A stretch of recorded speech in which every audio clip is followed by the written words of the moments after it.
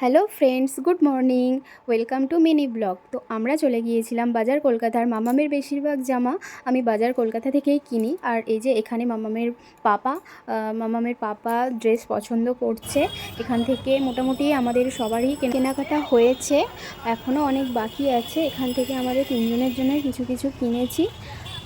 আর আমরা যেদিন গিয়েছিলাম ওই দিন ছিল সানডে, যার জন্য প্রচুর ভিড় হয়েছিল। আর ভিডিও করা, ভিড়ের মধ্যে প্রচুর কষ্ট। আর মামামকে এই ড্রেসটা পরে কেমন লাগছে অবশ্যই কমেন্টে জানাবে। এই ড্রেসটা হচ্ছে মিশো থেকে নিয়েছিলাম, প্রাইস খুবই কম। তো তোমাদের পছন্দ হলে তোমরাও দেখতে পারো। আর এই যে আমাদের বিল প্রায় 5,000 টাকার কাছাকাছি, 5,000 টাকা হয়েই গিয়েছিল। আর এই যে কুপন কি দিয়েছে, এতে গিফট পাওয়া যাবে, কোনো দিন তো পাইনি। তো আমাদের ভিডিও তোমাদের কেমন লাগলো অবশ্যই কমেন্টে জানাবে। টাটা।